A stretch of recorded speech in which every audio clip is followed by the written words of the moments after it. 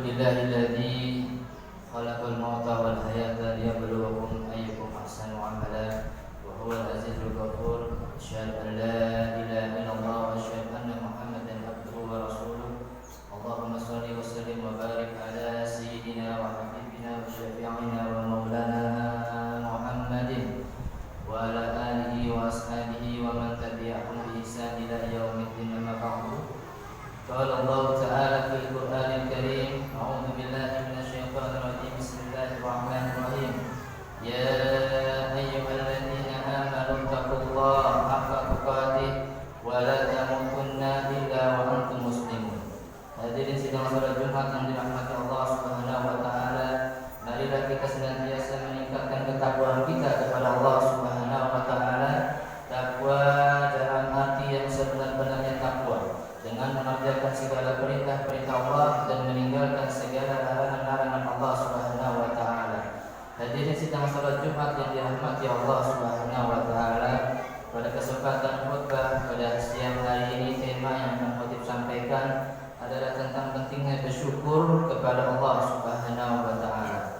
Hadirin sidang salat Jumat yang dirahmati Allah Subhanahu wa taala, Allah Azza wa Jalla berfirman, a'udzu billahi minasyaitonir rajim. Bismillahirrahmanirrahim. La in syakartum la azidannakum wa la in kafartum inna adzabi lasyadid. Yang artinya adalah, apabila kamu bersyukur, niscaya akan aku tambahkan nikmat kamu, dan apabila kamu kufur, niscaya azabku sangat pedih. Hadirin yang dirahmati Allah Subhanahu wa taala, dalam ajaran Islam, syukur terbagi menjadi tiga. Yang pertama adalah syukur bil lisan, syukur dengan lisan. Artinya kalau kita mendapatkan nikmat dari Allah Subhanahu wa taala, lisan kita senantiasa mengucapkan kalimat thayyibah, alhamdulillahirabbil alamin. Yang kedua adalah syukur bil qalbi, syukur dengan hati. Maksudnya hati kita meyakini bahwasanya satu-satunya yang memberikan kita kenikmatan hanyalah Allah Subhanahu wa taala, bukan atasan kita, bukan bos kita, bukan pimpinan kita. Mereka adalah jalannya rezeki bagi kita. Tapi sejatinya yang memberikan kita nikmat adalah hanya Allah Subhanahu wa taala. Yang ketiga adalah syukur dengan perbuatan, yakni kita menggunakan segala nikmat yang sudah Allah berikan sesuai dengan yang Allah ridhoi, di jalan-jalan yang Allah sukai, yang Allah ridhoi. Kalau kita punya motor, jangan digunakan untuk trek-trekan, balap-balapan, kebut-kebutan, tapi digunakan untuk hal-hal yang positif, untuk mendatangi majelis-majelis ilmu, majelis taklim, ya, untuk silaturahmi ke rumah orang tua, mertua, saudara, guru-guru kita, maka akan berkah motornya insyaallah. Kalau kita punya mobil, jangan digunakan juga untuk kebut-kebutan atau membawa wanita yang bukan muhrimnya bagi kita. Kalau kita punya badan yang sehat, jangan digunakan untuk mabuk-mabukan, minum minuman keras, bermain judi, tawuran, pacaran, gak boleh. Tapi gunakan untuk hal-hal yang baik, untuk ibadah kepada Allah Subhanahu wa taala, untuk bekerja, untuk belajar, untuk silaturahmi. Maka akan kesehatan kita itu akan Allah berkahi. Kalau berkah itu, kesehatannya akan Allah tambahkan. Kalau kita punya rumah, jangan gunakan rumah kita untuk menjadi base camp mengkonsumsi narkoba. Tapi isilah rumah kita bangun yang namanya TPA, Taman Pendidikan Al-Quran. Di sana anak-anak mengaji, menghafal Al-Quran, belajar agama, santri-santri belajar agama, mendalami ilmu agama. Dan juga rumah kita diadakan majelis-majelis ilmu, majelis-majelis zikir. Hadirin sidang Jumat yang dirahmati Allah Subhanahu wa taala, ada adab dalam ilmu syukur. Yang pertama, kalau dalam masalah dunia, kita harus lihatnya ke bawah. Kalau kita sakit, kita lihat ke bawah, ternyata banyak orang-orang yang lebih sakit daripada kita. Sakit ginjal, sakit jantung, sakit stroke, sakit lumpuh. Sehingga kita akan bisa bersyukur. Kalau kita miskin, Kita lihat ke bawah, ternyata banyak orang-orang yang lebih miskin daripada kita. Tak punya dia harta benda, bahkan harta satu-satunya yang dia miliki hanyalah gerobaknya. Itu banyak kita lihat di jalan-jalan. Tapi kalau dalam masalah-masalah akhirat, masalah-masalah ibadah, kita harus melihatnya ke atas. Kalau kita merasa ilmu kita sudah banyak, kita lihat ke atas jamaah, ternyata banyak orang-orang yang lebih alim daripada kita, lebih tinggi ilmunya daripada kita, sehingga kita termotivasi untuk belajar terus, ya, meningkatkan belajar kita. Ya, kemudian kalau kita merasa ibadah kita sudah cukup bagus, kita lihat ke atas, ternyata banyak orang-orang yang ibadahnya lebih bagus daripada kita. Terjaga dia sholat malamnya, terjaga dia sholat berjamaahnya, terjaga dia berzikirnya, membaca Al-Qur'annya, silaturahminya, sedekahnya, sehingga termotivasi kita untuk meningkatkan kualitas ibadah kita. Hadirin yang dirahmati Allah Subhanahu wa taala, nikmat yang Allah berikan kepada kita akan bisa berubah menjadi suatu azab kalau kita tidak pandai mensyukurinya, kalau kita kufur nikmat. Ya, la in syakartum la azidannakum, kata Allah. Wala in kafartum inna azabi lasyadid, kata Allah. Kalau kamu mengkufuri nikmatku, inna azabi lasyadid, sesungguhnya azabku sangat pedih, sangat keras. Ini ada kisah nyata. Kisah nyata seorang profesor yang ilmunya sangat tinggi. Ketika ditanya oleh seorang profesor, bagaimana menurut Prof hukum tentang LGBT, Prof? LGBT, lesbian, gay, homo. Kata profesor adalah, menurut saya itu boleh-boleh saja. Itu hak asasi manusia. Ya. Kemudian Allah akhirnya marah.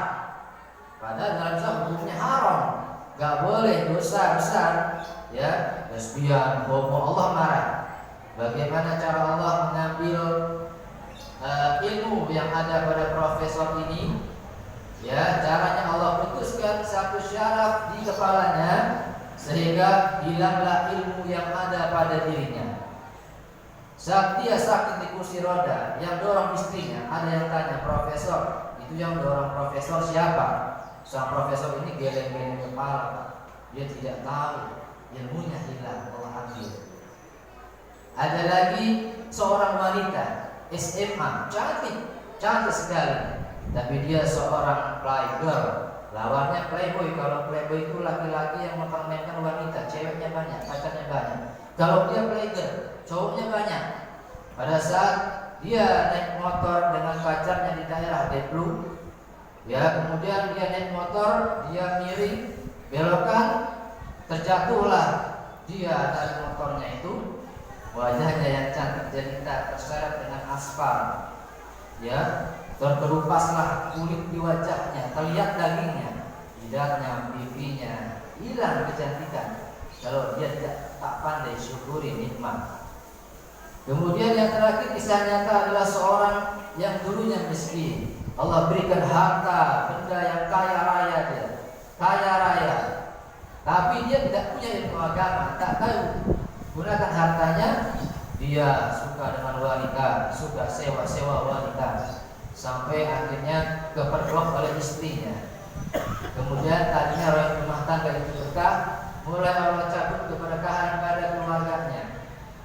Dia dengan istrinya bisa cerai. Dia dan anak-anaknya semuanya pakai narkoba. Sekarang di penjara anak-anaknya, masuk penjara semuanya. Dan dia memiliki hutang yang sangat banyak, puluhan juta, karena gara-gara dia tidak pandai mensyukuri nikmatnya Allah Subhanahu wa taala. Hadirin sidang salat Jumat yang dirahmati Allah Subhanahu wa taala, ada 4 orang yang beruntung di dunia ini. Cuma 4 orang. Kata Allah, a'udzubillahi minasyaitonir rajim, bismillahirrahmanirrahim. Wal as innal insana lafi khusr illa alladziina aamanu wa 'amilus shalihat wa tawassaw bil haqq wa tawassaw bis sabr.